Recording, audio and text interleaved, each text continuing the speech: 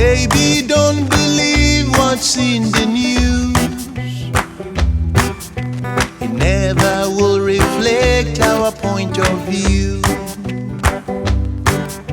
They say their seats are reserved. Good days, everyone, and this is English for Always. Little Women is becoming more interesting than ever before. In this chapter, Laurie did something wrong, and what happened to him? Let's find out in this video. To run with the crowd, you must be shallow.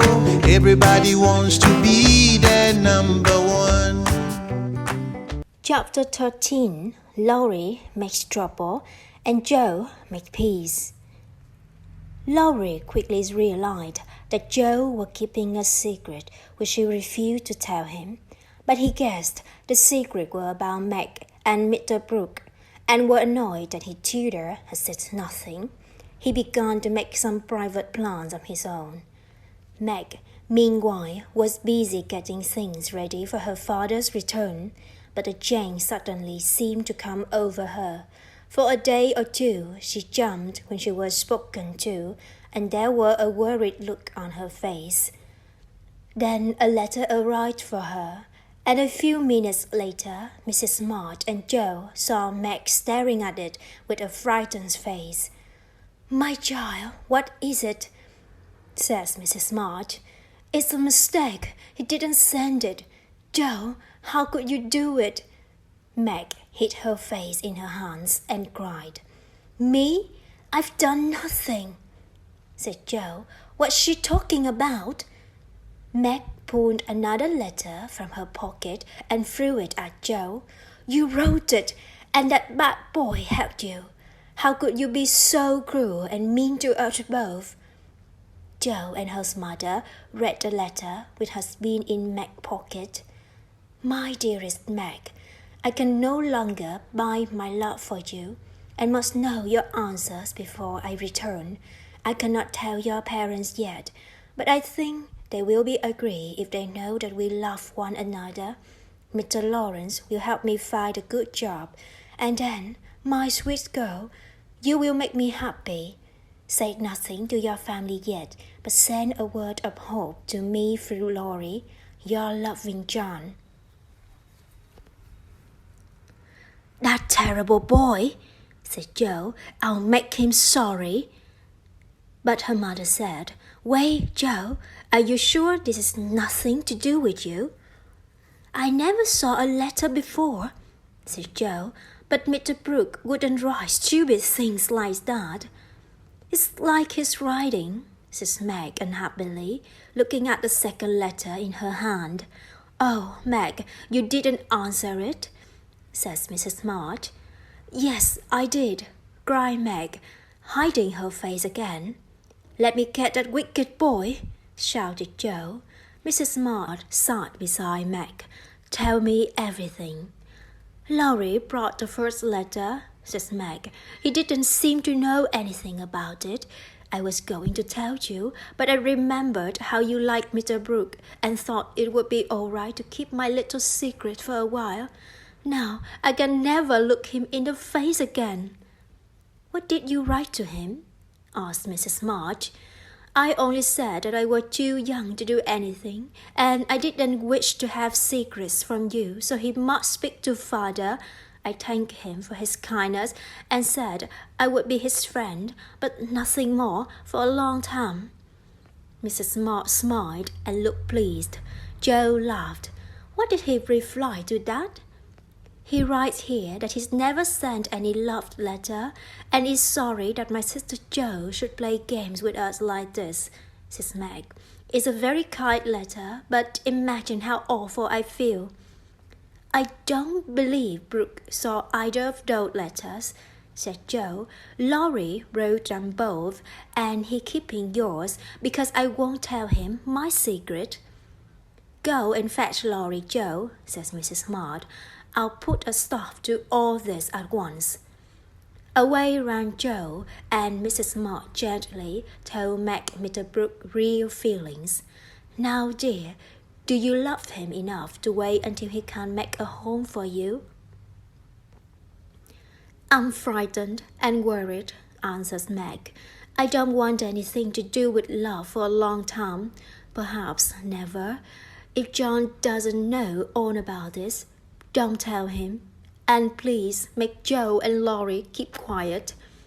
Mrs. Smart tried to calm her daughter, but as soon as Meg heard Laurie coming back with Joe, she ran out of the room, and Mrs. Smart saw the boy alone. When Laurie saw Mrs. Smart's angry face, he guessed the reason. Joe waited outside the room as, inside, the voices rose and fell for an hour, but the girls never knew what was said. When they were called in, Laurie apologized to Meg and told her that Mr. Brooke knew nothing about either of the two letters. "Please forgive me, Meg," he said. "I'll try," says Meg, "but I didn't think you could be so unkind." Laurie looked so sorry that Joe wanted to forgive him straight away, but she said nothing and refused even to look at him. When he went away, looking hurt and unhappy, Joe wished that she had been more forgiving. She could never stay angry for long, so after a while she hurried over to the big house, taking with her an excuse one of Mr. Lawrence's books that she had borrowed. "Is Mr. Lawrence in?" Joe asked the servant. "Yes, miss, but you can't see him," said the servant. "Why? Is he ill?" said Joe. "No, miss, but he been arguing with Mr. Laurie." "Where's Laurie?" said Joe. "He's shut in his room, and he won't come out." "I'll go and see what's the matter," said Joe. "I'm not afraid of either of them." She went upstairs and knocked on Laurie's door. "Stop that!" shouted Laurie. Joe immediately knocked again, and the door flew open. She stepped inside before Laurie could stop her. "I come to say that I forgive you," she said, "and I won't stay angry with you." "Oh," said Laurie, "thank you." "What's wrong?" she said, seeing his unhappy face. "I wouldn't tell grandfather why your mother wanted to see me, because I promised her not to tell anyone," he said. "But then grandfather tried to shake the truth out of me, so I came up here and shut myself in." "I expect he's sorry he did that," said Joe. "Go down and say you're sorry. I'll help you." "No, I won't," said Laurie angrily. "I was sorry about Meg, and I asked her to forgive me, but I won't do it again when I'm not the one who is wrong. He ought to believe me when I say I can't tell him something.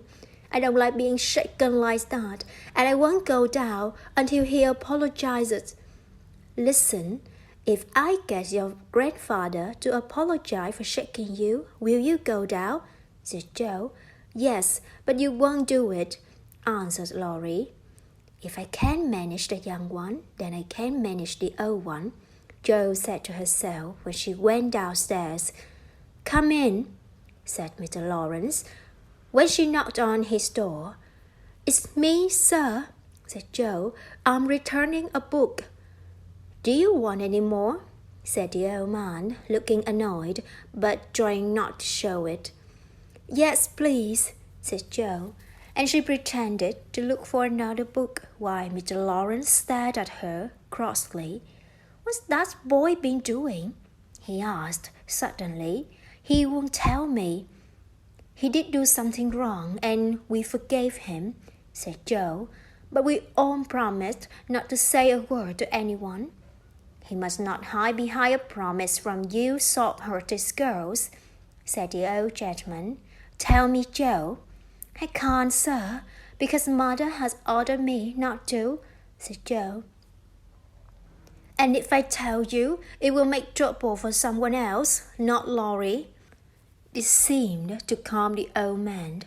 "Then I'll forgive him," he said after a moment. "He's a difficult boy and hard to manage, you know." "So am I," said Joe, "but a kind word always helps." "You think I'm not kind to him?" he said sharply. "Too kind, very often," said Joe. a little afraid, but just a bit quick to be angry with him sometimes. The old gentleman looked a little ashamed. "You're right, I am. Although I love the boy, I find it hard to be patient with him sometimes. Bring him down and tell him it's all right. I'm sorry I shook him." "Why not write him an apology, sir?" said Joe. "He says he won't come down until he got one." Mr. Lawrence gave her another sharp look, but then smiled and put on his glasses. "Here, give me a bit of paper," he said. The words were written, and Joe kissed the old man's cheek. Then she went upstairs and put a letter under Laurie's door, but he came out before she was gone. "Well done, Joe," he said. "Did he shout at you?" "No, he was quite calm," said Joe. "Now go and eat your dinner. You both feel better after it." Everyone thought the matter was ended, but although others forgot it, Meg remembered. She never talked about Laurie Tudor, but she thought of him often and dreamed her dreams. And once, when Joe was looking for something in her sister's desk, she found a bit of paper with Mrs. John Brooke written on it over and over again. "Oh dear," said Joe. Don't you sit and worry about what they think. Meg March seemed to refuse all the feelings that Mr. John Brooke gave her, but soon the love for him already started in her mind. In the next video, on the last chapter of the story, we're gonna find out the ending of this romance.